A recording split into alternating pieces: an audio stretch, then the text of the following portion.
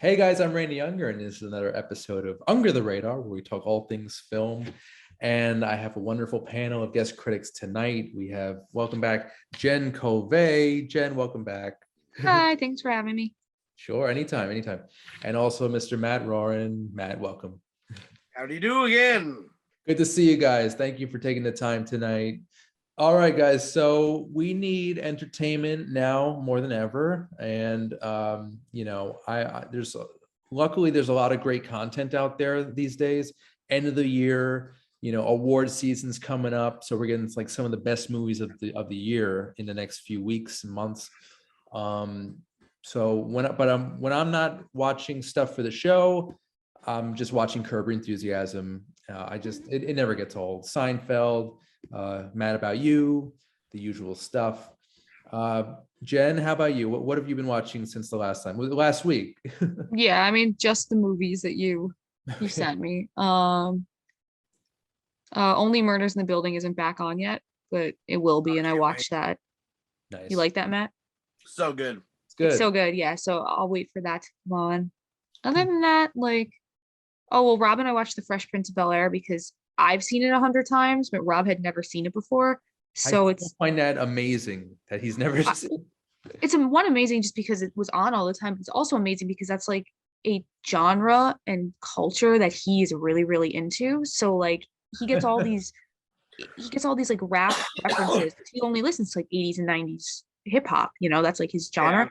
So like they'll say stuff on there that I never understood because I didn't know. And he'll be like, oh, that's this group or that's that rapper. And I'm like, how did you never see this?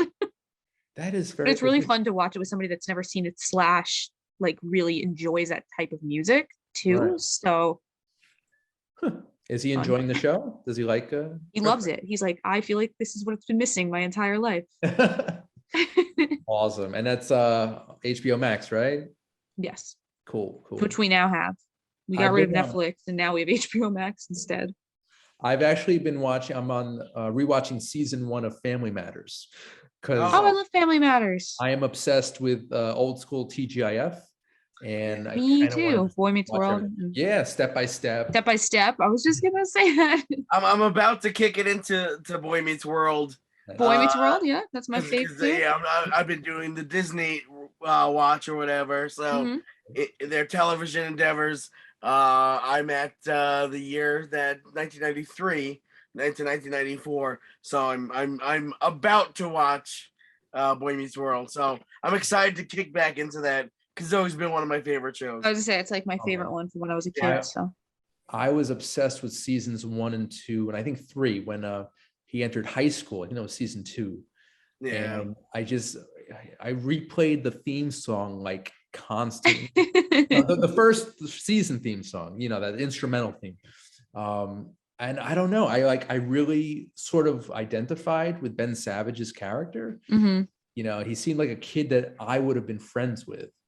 And when I met him, Will Friedle, and Danielle Fishel, New York Comic Con a couple of years back, got a photo with them. Ben Savage's arm is around my, like super jealous. Yeah, it was very, very cool. Very cool. Yeah. I was starstruck at that moment. But that's a great show. I think pretty much everything on TGIF was pretty great. I can't think of any weak links. It's a great era for TV. It's one of those things I haven't revisited like most of that stuff. Like, I mean, I was never a huge fan of Family Matters. Like, I liked it for the first couple seasons, and then once it became like Urkel centralized, I kind of drifted. Yeah. And I mean, I definitely Step by Step was very strong in the beginning. I feel like a lot of them like started strong. Yeah. Like Full House, I drifted away from most of them. But then again, I became a teenager, so. Boy Meets World did the opposite, though. Like Boy Meets World, like the characters kept getting like almost better and better. That doesn't happen a lot. Boy Meets World and Perfect Strangers are the only ones I followed through on. I think those are the only ones that I finished. I think most of those shows kind of recycled plots. Yeah. Everything was about learning a life lesson. And towards the end of their run, like the late 90s, they just kept reusing the same storylines. And it was I kind of lost interest.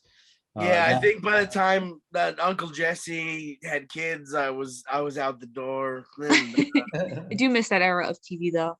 yeah, I mean, it was it's interesting because it's like it could still exist if we cared. I just 'Cause it's think like- now like people find yeah. it so cheesy that it's like I like it, but I just the people I talk to now are like, oh, I'd rather watch something more mature. And I'm like, but I like to watch things to not be living in real life. Do you know what I'm saying? Yeah.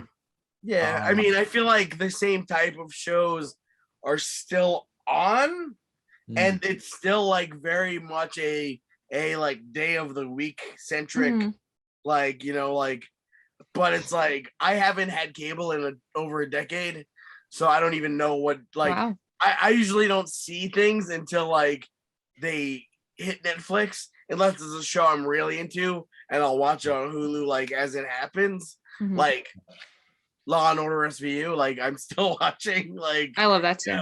it's still like like anxiously waiting for like Friday so I can watch it on Hulu. Like Nice.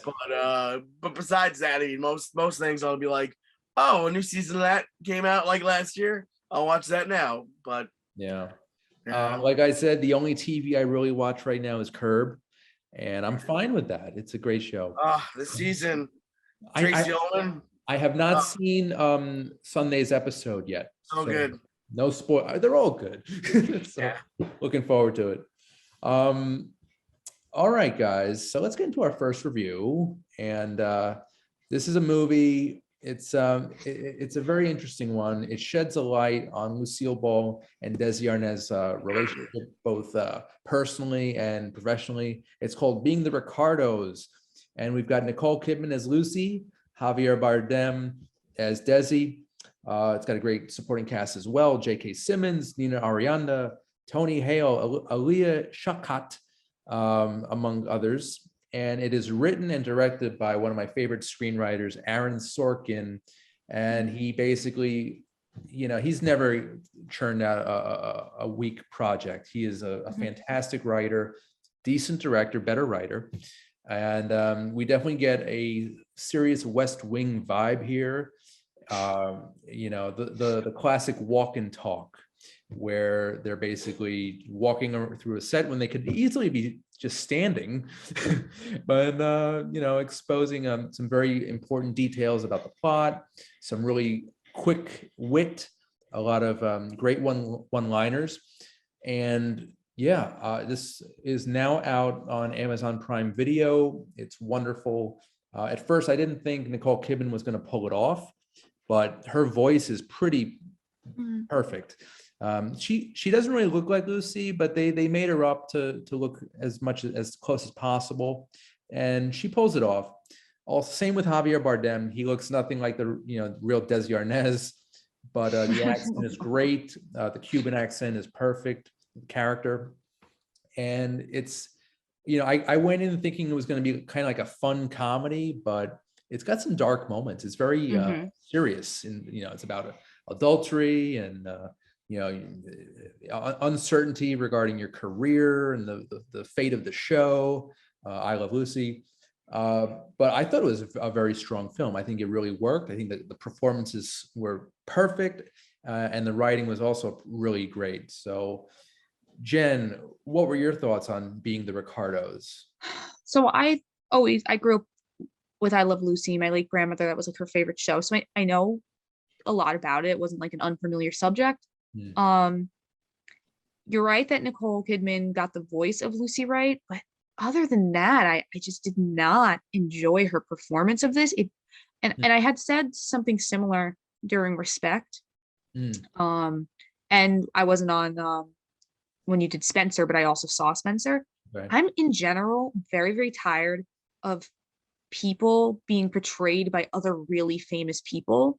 Maybe it's a me thing, but it just kind of takes me out of it. Like, I'm sure there is an actress out there somewhere who's barely known, who could have like knocked this out of the park, could have done a really good rendition. Nicole Kidman, like, I felt like I was watching Nicole Kidman dressed as Lucille Ball, and it was a little weird for me the entire time. She did the voice fine, but everything else, it was just awkward to watch for me. I loved what's her name? The one that played Ethel. I thought she was spot on. Great. Right. That's Nina Arianda. Yeah, she acted exactly like Ethel did. She looked very similar to it. That felt right. Same with the actor. I can't think of his name that played Fred. J.K. J.K. Simmons. Yes. He did a great job too. I actually the two felt of them like were they almost stole the show. They were more interesting to watch than the actual lead characters. Sorry. Well, they looked more like the actual people. Right, but to me that's more interesting because I feel like they were like embodying them a little bit better. Also they're really fun, even though they're real people characters to play. Because in real life, the two of them hated each other so fucking much. You're right. That it's just like it's great to see that portrayed, like the behind the scenes of the. I mean, it starts the movie starts with the two of them arguing. And it's like I just love their back and forth, their banter. I thought they were like the best part. They were the best part of it. Aaliyah Shawkat was also very good in that role. I haven't seen her in a while, like probably since Arrested Development, but she's done. Well, you have HBO Max now. Watch Search Party. It's a lot of fun. Oh yeah, I've never seen that, but like I just it was a nice removal of her from like the Arrested Development part. Like it was nice to see her doing something different, and I was like, wow, this is good. I like this. So yeah, like I said, the entire cast is fantastic, and Aaron Sorkin, he just writes characters so well. Yeah, the writing was fine. It was the acting that was very odd. Another thing I'll say that was odd, but like in some places I liked it, in some I didn't, was the timeline. I knew what they were trying to do. I did like when they went to like the future as if it was a documentary that was being like described. I thought that was an interesting take, but the jumping back and forth between like how she got there and what happened with her husband, it got confusing. I know a little bit about her life story, like I said, but if you didn't know that, I think you maybe lost a tiny bit. Yeah, it would have been better if it was more of like a straightforward story, but the flashbacks. Yeah, that's what I mean. The flashbacks do kind of take you out of it. That's what I'm saying. Like you had to try to figure out: is this a flashback? Is this actually happening? Right. It was a little weird.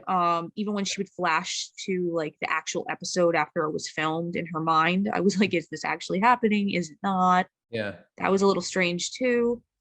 I did like when they interviewed the people, like the writers and the actors when they were older, you know.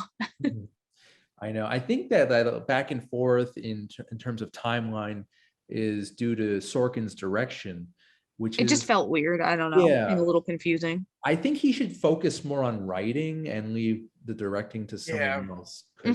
I don't think he should wear that many hats. I think one hat is enough for him. But Matt, you follow Sorkin's career, right? Oh yeah, definitely. What are some of your? I've been a huge fan since at least Sports Night. You know, like going all the way back. I pretty much anytime he's got something new, I try to catch it. I mean, I've just been a huge fan since then, and Sports Night, West Wing, Studio 60. Yeah. Even though that was only on for like a season, right? Yeah, it was only a season, but phenomenal show. Matthew Perry and Bradley Whitford. Bradley Whitford, right? I'm Bradley Cooper, who I'm a fan of. Different. Going back to Alias, and I'm a fan of Cooper too. But yeah, Bradley Whitford. I mean, that guy's like the king. So yes, he's so good. Again, he's never given a bad performance. No, and I mean, I feel like anytime he's in something, it just adds that much of such a spice. It makes the dish perfect. Even Adventures in Babysitting, his 1 minute scene. But Sports Night, that's something I literally just found out about this week, and I think I need to see it. Really? I've never seen it. Yeah. Yeah, I mean, it's one of those things like I watched it when it originally aired and was so devastated when it got canceled, and also it's sad because Robert Guillaume had his stroke in the middle of the show too. That was a big thing because nobody knew if his character or he would return, if he'd be okay. So, but yeah, and that like that put me on a path. Anything Aaron Sorkin, I watch. Anything Peter Krause, I watch. You know, it's like that cast and crew, and Josh Malina, anyone involved in that show was on, I watch. Like, I'll tell you what I just thought of an. Yeah. Oh, you go Sorry, first. no, sorry, go ahead. I was saying I thought of another thing that was a little jarring about this movie. So I Love Lucy, as we know, was like kind of a happy physical comedy kind of thing, and it's very clear that their life outside of that was not necessarily that. Yeah. But I felt like the constant cursing for the sake of it was very unnecessary. Listen, I'm not a prude in any sense of the word. Like, I use that language all the time. But like in a movie, it just felt like they were doing it for the shock factor. And after like the 30th time, I was like, this is not shocking anymore. Right. It's also my problem with Newsroom is the fact that when Sorkin's allowed to curse, he overuses it. It was too much, and especially with like, because I don't know if he really understands how humans talk. That's what I'm saying. Like it almost felt like they were saying it's like one of those things where I'm like, there, I might curse that much, right? Yeah. But it's like, being being the Ricardos could have been a really nice like family holiday movie, like a movie. That's what I'm saying. Like it had that potential, and it did not. Like first 2 minutes of this, I was like, if my grandmother was alive right now, she'd be having a heart attack because she, that's like something that meant a lot to her, and like I'm sure she would have found the nitty gritty details kind of interesting, but not to the extent of like cursing every other word. Like one scene that was dramatic, like I get it, it adds a layer, but this was like every scene, it was like at least 2 or 3 times, and I thought I stopped caring. It's the the profanity, and there's there's no nudity, but there is a lot of sexual activity in this movie. That bothers me less, just because I do know that their relationship was like that. So like that to me felt like, okay, maybe they're actually portraying what happened between them. They even mentioned it at the very beginning. They said like they were ripping each other's heads off or ripping their clothes off, and like if you're going to portray them that way because that is how their relationship was, then that's fine. But we don't know if she was cursing like every other word. She probably was not. You know what I'm saying? So that almost made it like more unbelievable. Like she's like this imaginary character that never actually existed, but she was a real person, Yeah. So it's basically it's the tone that's a it just didn't feel. It's all over the place. It could have been focused more. I mean, I enjoyed it. I just think I did too. I liked it, but I wanted to love it because I love Lucille Ball, and I think that she was a comedic genius, and I feel like this made her seem like a lunatic and not a comedic genius. No, really. Like I think they were trying to portray like she was the first woman to have her own show, to produce her own show. I mean, she did a lot of amazing things with women. I mean, she like ran her own like production company. I mean, like and it's unheard of. And but instead they made it seem like how they included her being released from her contract for being old. 39. Being so 39 and then releasing her, like, because I've always thought that was such a fascinating thing when I found out that like she had already had this career where like this could have been, and then. But I guess that's kind of my point. Like, instead of making it seem like somebody who had that thrown in their face and then somehow became this amazing icon, they made it seem like she got that because she was just kind of a bitch. That's how they portrayed her. Like, she was just like cursing and yelling at everybody, and that's how she got to the top. And that's really not what happened. We are talking about Sorkin, who unfortunately, that's how he always portrays women in general. Yeah, and Aaliyah Shawkat had actually did a really good job of seeming like I mean, I don't know anything about that staff writer, but like she seemed like the one that should have been like going straight to the top, and instead they made like, obviously it actually happened for Lucy, but my point is she didn't seem rational, and Aaliyah Shawkat's character seemed like the rational one, and I was like, who is this person? Like I didn't really know anything about any of the staff writers. So and you know what, Jen, you raised a good point. You touched on it. This movie actually could have been really good for like female empowerment, and like Yeah. really highlighting. That's why I've always been a fan of hers, because she did all Yeah. this stuff that Oh, I would love to do, obviously, Right. but she did it in a time period where you'd be laughed at if you even thought about it. Especially, I mean, with all of that and then the communism thing, like it would have been Right. so easy for That them was to another thing, bury like they made that the point, like the focus at the beginning, and then like Right. halfway through, it was like they forgot about that for a while, and And then then they came bring it back to towards the again. end. Yeah. Yeah, and I was like, this was a bigger problem at the Yeah. time. So Yeah. Well, it's not a home run, but it's a really I think it's a decent Yeah. film. And I think it was okay. I don't dislike it. I'm just picking out the nitpicky things, but I mean, there were some nice things about it too. that's what makes you a great critic, Jen. So thank you. Thank you.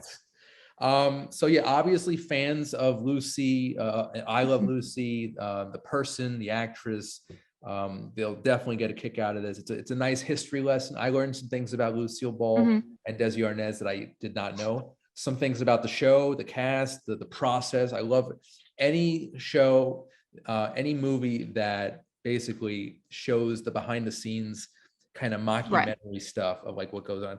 The Larry Sanders Show, one of my favorite shows. That could have been written by Sorkin. I don't think it was. It was not. But yeah, I just love the behind the scenes stuff. It's just really, really cool for me. I say see Being the Ricardos. I recommend it. It's not it's on the radar. It's not like one of my favorite movies of the year, I don't think. But yeah, I think it's worth seeing. The performances alone are fantastic, and of course Sorkin's writing and direction. Matt, would you recommend Being the Ricardos? I mean, I would say see it. It's there floating on Amazon Prime.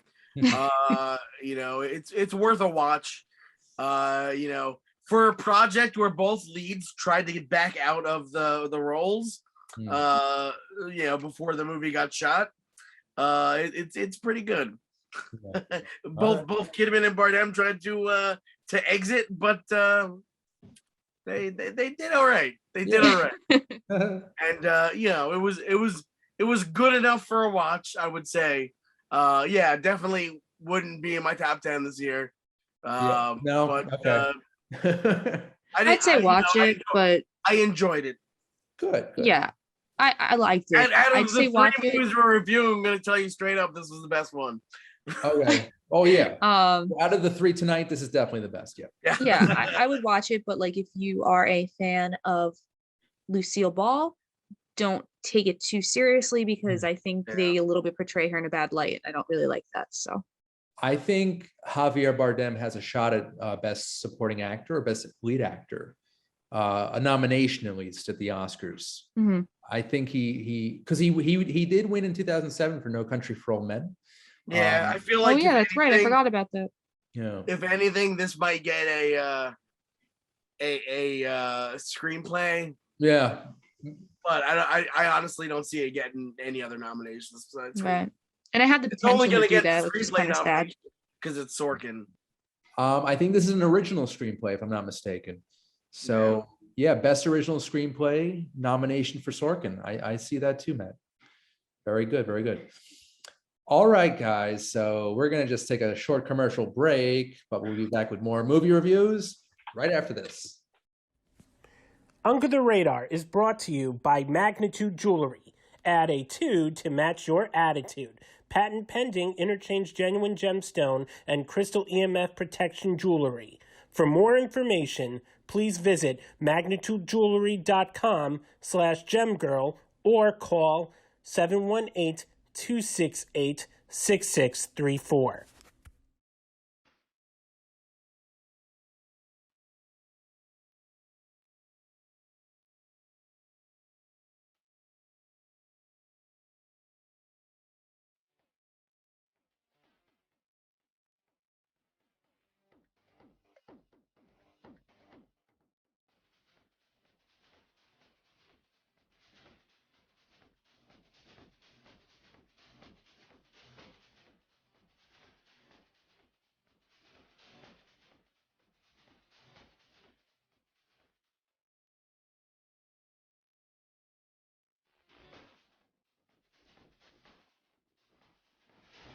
Hey guys, welcome back to the show. Randy Unger, Under the Radar. And we've got 2 more films, guys. And these films, sadly, are not up to snuff with being the Ricardos, but they are very interesting. And yeah, this week, these movies can't be any more different from each other. And Matt, I could see your expression already. Yeah, okay, we'll get through this one quick. No, I want to take a long time. No, I don't think it doesn't have to be quickly. No. Because I mean, I feel like I have a lot to say about it. Yeah. But proceed. All right. We're gonna get through it. It's like a band-aid, right off. This movie is called Mr. Birthday, and it stars Jason London as a maintenance worker at a hotel who meets this gentleman, a mysterious gentleman named Mr. J, who runs a party event planning company, and basically recruits Jason to be like an entertainer.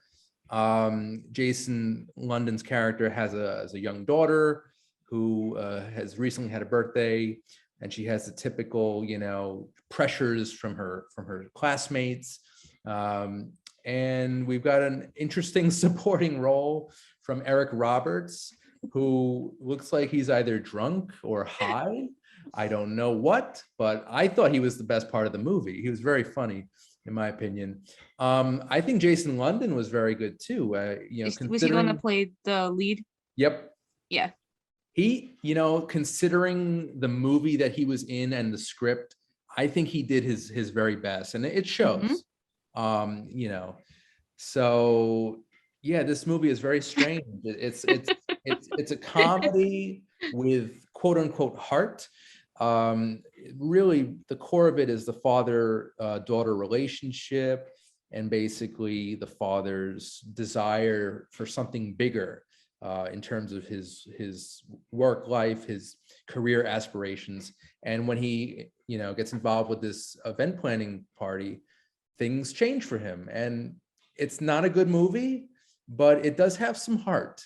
And I apologize to you guys for sitting through it if you did not enjoy it. But I thought it was. I don't apologize. It was the first time. I don't want an apology for this one.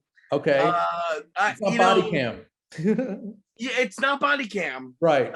Because I didn't hate it, Randy. I really didn't. That one was just like a movie that happens to be bad because it didn't know what it was. This movie knew exactly what it was. Yeah.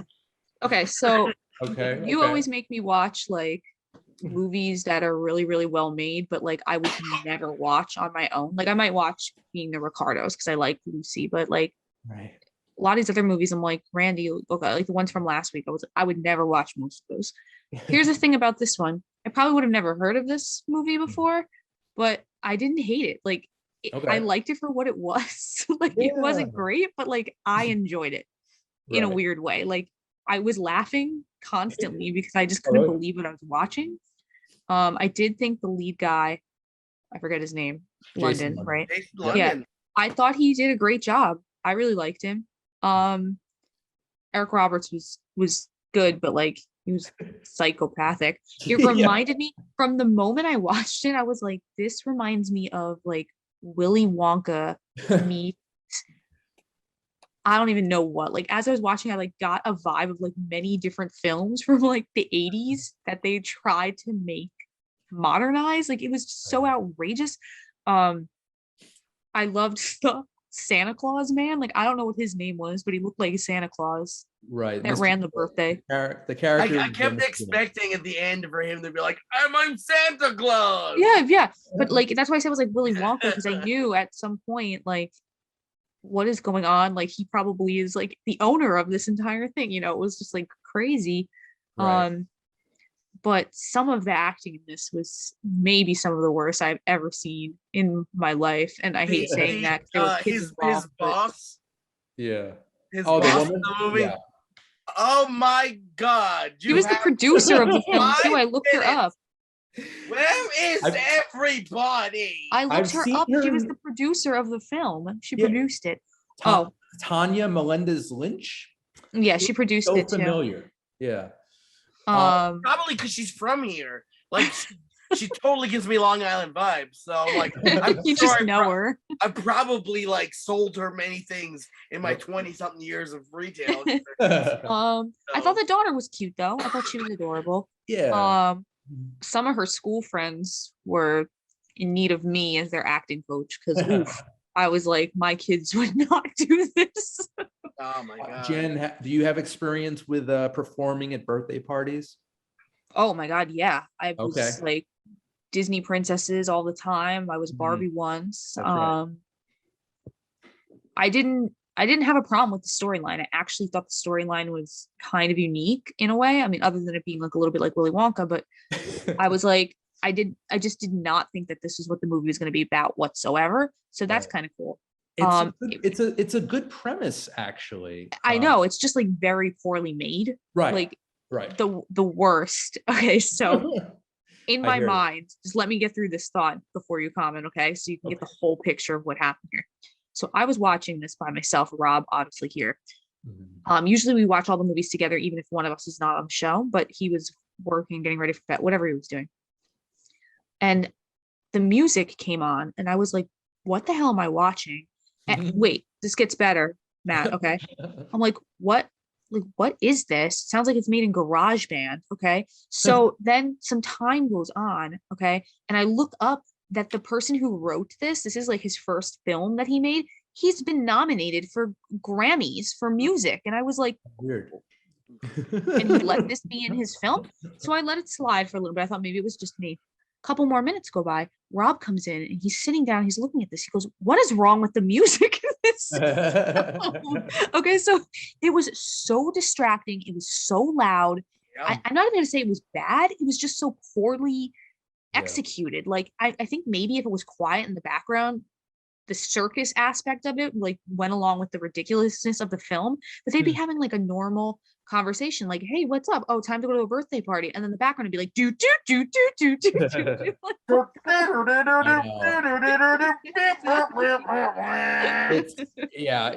sounded like the music when you lose at a game show. I said it sounded like a video game. Or video game. Like an old video game in an arcade. It's when your character dies in a video game. Like because it was always like, hi neighbor.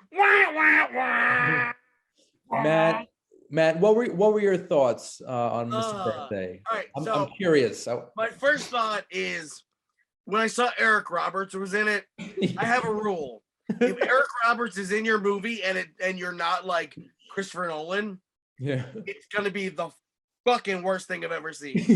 Because literally that guy will work for nothing. I was just gonna say, I feel like his agent was like, "Do I have the movie for you?" Like I have friends who shoot movies who have done multiple films with him. Right. That guy will literally be in anything. I mean, good for him though. Like he loves the craft that much. He's an Oscar-nominated actor. The work, and I respect that.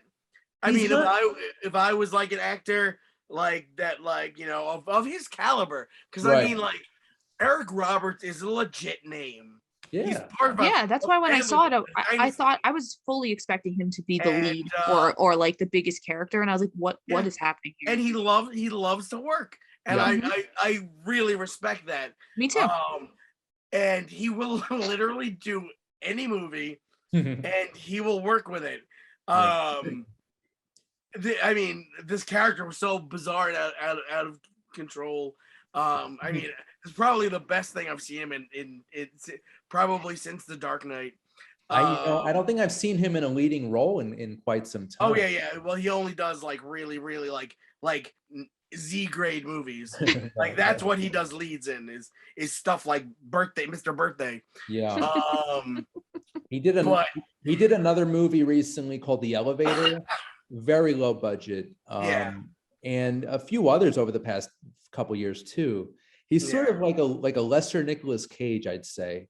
Oh yeah, it's like because at least Cage will go maybe to like an F grade movie, like he'll never go full Z. Like that's like Roberts goes so far around, it's like a double A. Like what is that even? It's the next part of the but I mean, and then Jason Lee being in this movie, And I'm thinking like, all right, Jason Lee and his brother Jeremy, when like both had very promising careers, right? In the 90s. I You know, mean, Days Jason Confused, London. Mallrats, and then Yeah.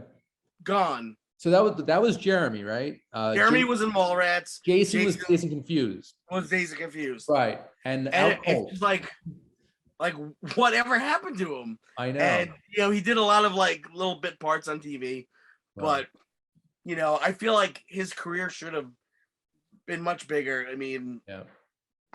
And well, I mean, I was a fan of Out Cold. I don't know if you guys saw that one in the early 2000s. It's like about a group of early 20s something's in a ski resort. Yeah. And it was like kind of funny from what I remember. Yeah, like, you know, and it's just interesting. And then like it's like I wouldn't say he's bad in this movie. I think you know, he's working his way out of this paper bag that is Mr. Birthday. Yeah, I mean there were some really good things about it too. Like I actually enjoyed the relationship between the father and daughter. I felt like it was like kind of refreshing. Most movies it's like, I'm a teenager, so we're fighting with each other, and it's not. It was nice to see them like doing something together. Yeah. I thought the premise of like just adding the spelling bee into it was bizarre. I don't know why they did that. They were like, let's give this girl something to do. I don't know. But you know what? There were so many elements about this. So and of course you were talking about the music, and that definitely like I'm watching it and the music comes up and I immediately went to the internet. That's what I did. I paused it and I was like, what am I listening to? Same thing for me, where the music all right, so the weirdest thing I found out while reading this, not only was that guy, you know, he's like a Grammy-winning music artist, to have a movie with music like this, but this movie he wrote off of a story he had written when he was 5 years old. That makes sense, actually. That makes sense. It's like when you think about how weird it is that someone was like, hey, this Grammy-winning musician wants to pitch us a movie he wrote when he was 5. And then they're like, okay, let's make it. And it's like I don't understand how movies. It was bizarre, but I loved it. Like I don't really know why I loved it. I just really loved it. It's an oddity. It's a weird one. Yeah, but I feel like show. It's been a really long time since I had seen a movie that was odd just for the sake of being odd, and maybe that's why I liked it. Yeah, and it was shot like an experimental college movie from it wasn't trying to be anything the crazy. Early 2000s. But you know what? I want to go back. I want to go back to the equipment that makes movies look like that. Like but it's like everything's the relationship between like, the father and daughter relationship was really strong in my opinion. I loved it. I thought it was nice. Yeah. I thought whenever you would see the girl smile, it was like genuine, and she was really good. Like that actress was really cute and really good. I guarantee you everyone on the set of this movie had a great time. Yeah. Probably. Yes. And you could feel that like they all seemed like they liked each other. Oh, and I forgot I don't know what she'd be called, but like the girlfriend or whatever. She was really cute too. The one that was like kind of interested in him, whatever. Right. I don't know what the actress's name is, but her. Yeah. Oh, another thing that I thought was really funny, because that girl reminded me, when they had the staff meetings, there was like 4 people there. I don't know why they only had like 4, but then when they were like running around the building, there was like 30 of them working there, and I was like, where'd all these people come from? They missed the staff meeting. It's a little off. Yeah, that's a plot hole for sure. That was just one of those weird quirky things where you're like, now they suddenly have like 20 actors. I feel like they just called a bunch of people up and they were like, whoops, we forgot to shoot this scene. Who can get down here? And you know, I gotta give kudos to any movie that's going to have a character, an adult character, think that putting a balloon in a hat behind a desk is gonna fool anybody. And a shirt. Like it's the Little Rascals. Yeah. You know, okay. All right, guys. So we got to cut this review short. I know there's a lot to say. Believe me, I know. Jen, would you recommend Mr. Birthday? absolutely, but like you need to know that it's not a serious movie. Like you need to go in just being like, I'm here to have a good time for an hour and a half. So The that's it. poster literally says "Let's party" or Yeah, party that's what it was. time. I have not laughed at a movie so hard in so long for Okay. various different reasons. So if you need a good laugh, I would watch this. Nice. Mr. Roran, would you recommend it? Honestly, I gotta tell you, I thought this movie was so tremendously bad, Yeah. but on the positive side, that I would 100% run this for Cult Cafe, Oh yeah. given the opportunity to I love it. I love it. blow the minds of at least 13 people Yeah. who would show, because basically Cult Cafe was one of those things where if I showed a new movie that no one had ever heard of, Yeah. I'd usually get about 13 people. So for the 13 people who showed up just because they trust me, you're never trusting me again, but I'm giving you this movie. With special appearance by Eric Roberts. He'll be I could probably get him. I want to get Jason Probably. Lynn and see what he's doing. Yeah, good. That's good to know. So when I make a movie next year, I'll just call him up. Yeah. Do it. All right. I'm sure it's very easy to get a hold of him. So, I rarely have movies that are off my radar, but this one, I think it's off the radar. And, I really like Jason London's performance, and Eric Roberts was amusing. I did too. But the movie as a whole stunk. And, I can't erase that fact. All I gotta say is, when I put the movie on and I text you, Yeah. and I texted you in the middle of it too. you said to me the second it came on, I'm like, what the fuck? And you said to me, oh, the trailer didn't look that bad. So I had to pause the movie and watch the trailer. Oh, I didn't see the trailer. I should watch that. Like, The movie did not live up to the trailer. the trailer looked like the movie. It's I'm just- like, yeah, what I are you was- thinking? I was so surprised that this was Kino Lorber, actually. Because I'm like, that's like a stamp of quality. This No, was I'm like- glad that you sent it this to us, wasn't Randy. Kino It Lorber. was the most I laughed this entire month. Yeah. So thank you. Yeah, it's pretty bad. It's pretty bad. But yeah, I don't think I would recommend it. I would recommend it to diehard Eric Roberts fans.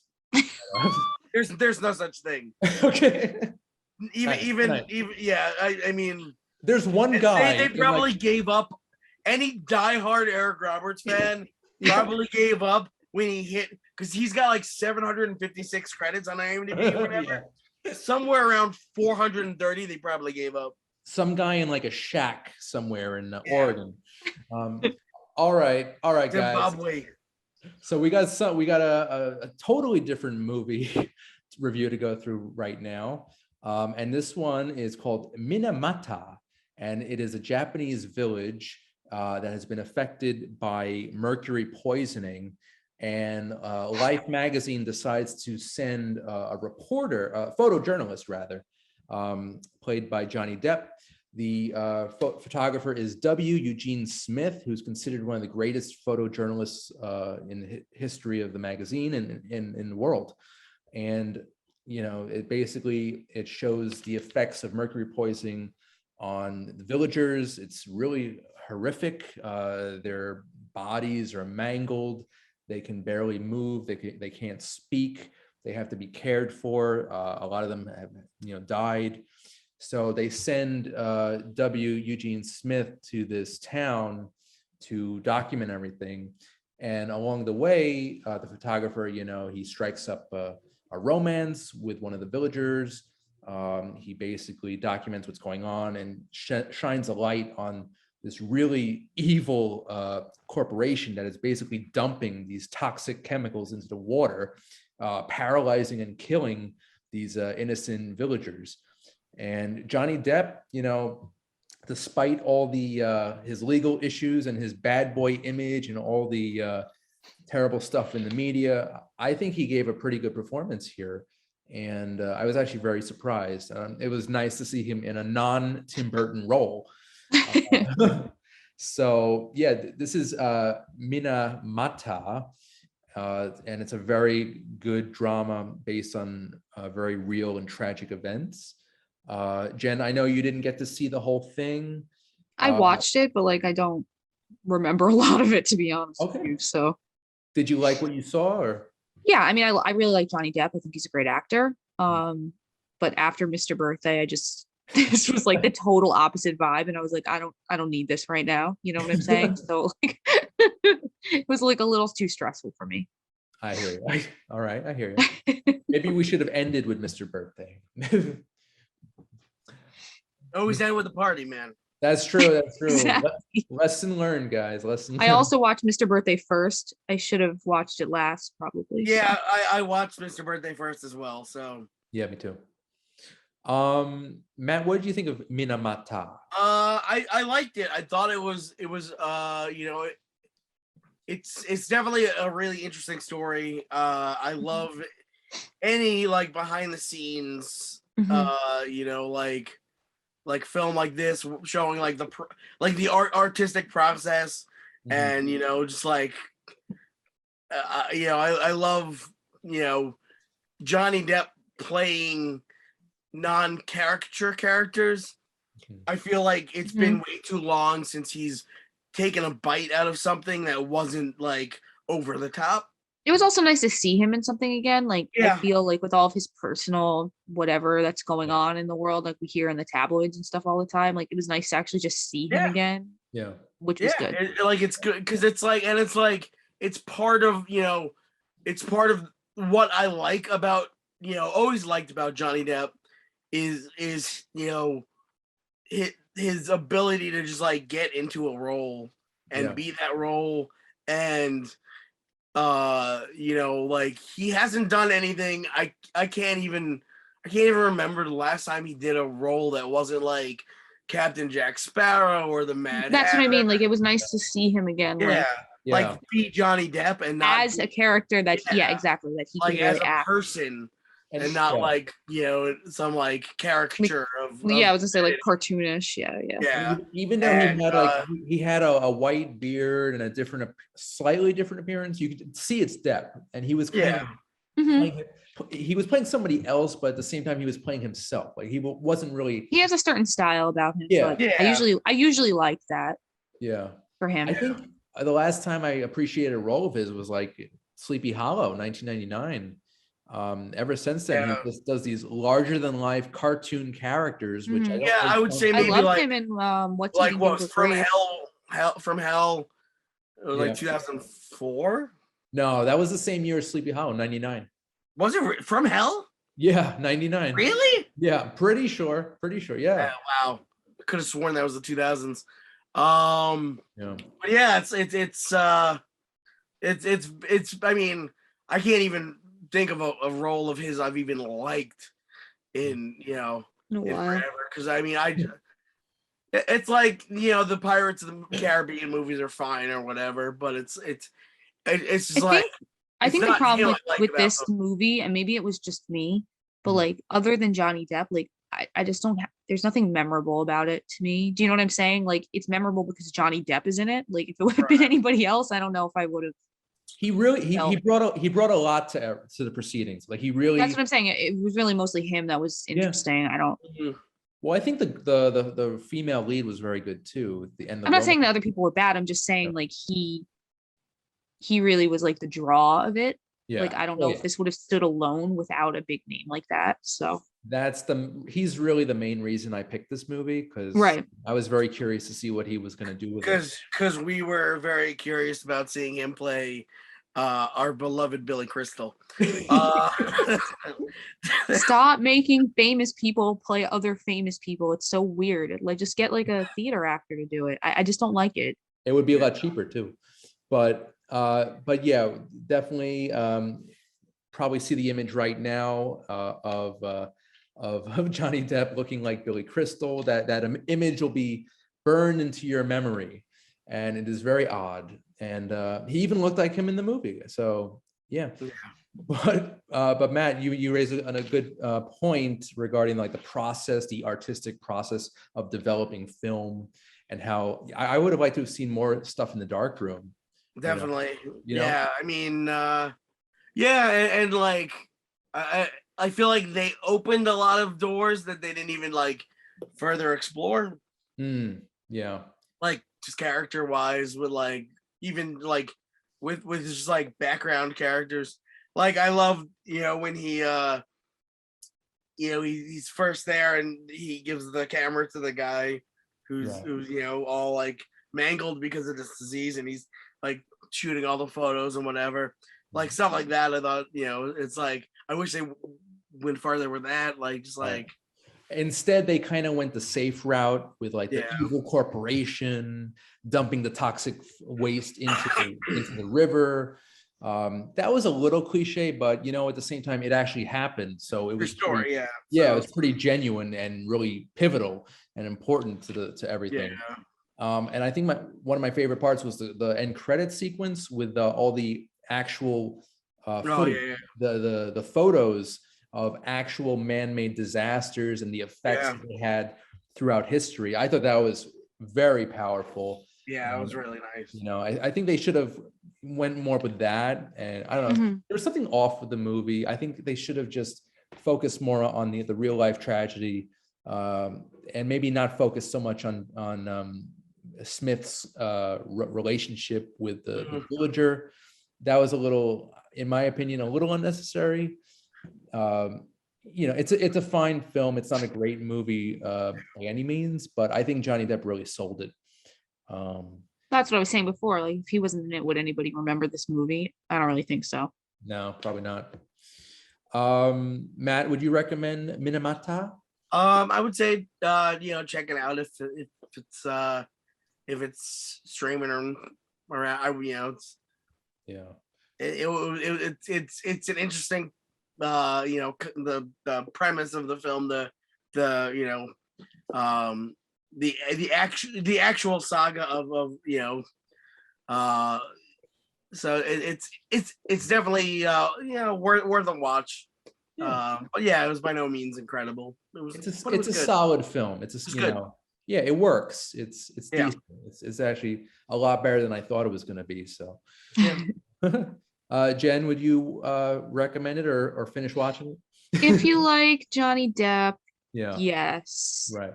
Other than that, nah, I don't know. It didn't do it for me. I started it and I was watching it and then just let it play in the background while I was doing work. I mean, that's really what happened. So It is a good background movie. that's yeah, but like It's as very far as quiet, a film is made, like critique wise, I like putting on stuff in the background, but I don't know if Right. that's really like makes a good movie, Yeah, at least it doesn't have like right.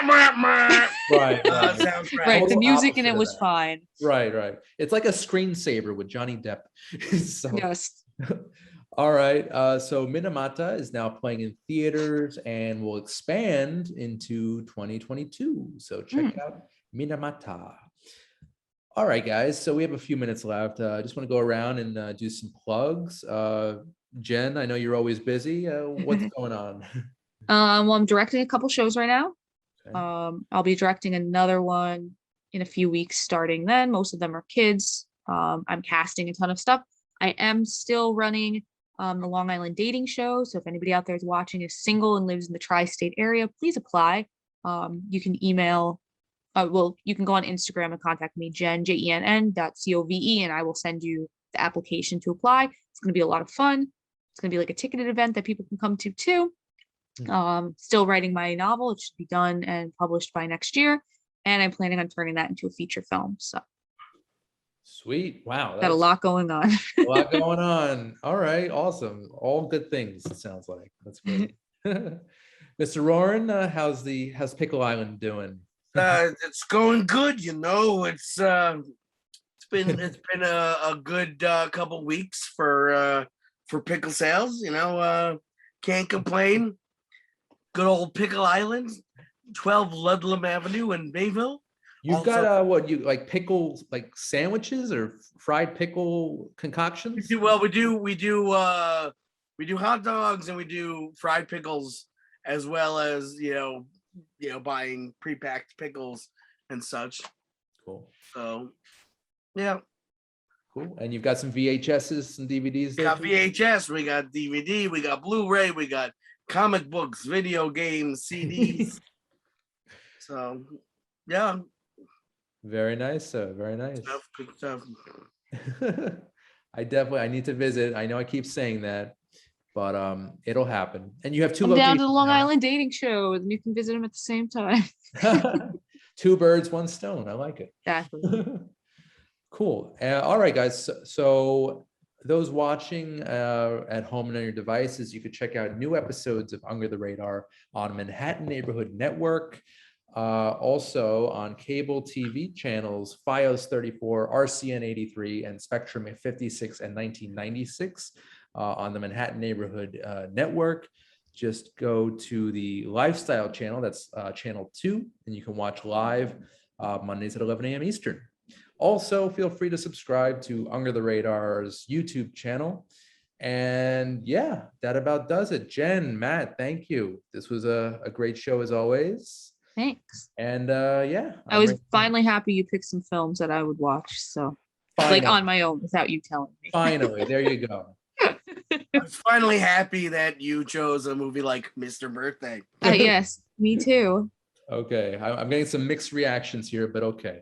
No, I want you to send me movies that are like kind of ridiculous, but like Yeah. don't make me depressed. Honestly, anytime you get a movie as bad as Mr. Birthday, feel free to, like, as long as they're not like sad and depressing, like Right. it was bad, but it was good because it like uplifted my spirits afterwards. like this reminded me of just a few months ago when you made us watch that bar mitzvah movie. Oh God, that was so where, bad. where all of a sudden a woman turned into what's his face, the Machete, Oh, Danny Trejo. Yeah. Danny Trejo or whatever, and There's you're just another, there's another actor who'll work for nothing basically and appears in everything. But anyway, I don't get on board with these people. yeah, when you get these movies that are just like, what the hell were they thinking when they made this? Yeah. I'm definitely down for those. Yeah, me too. All right, sounds good. I'll keep that in mind, guys. And I'll take 3 of those over one body cam any day. Yeah, you and me both, brother. All right. Well, guys, thanks again. This was great. And yeah, thank you watching at home and on your devices. I'm Randy Unger. This has been Under the Radar. We'll see you next time. Take care.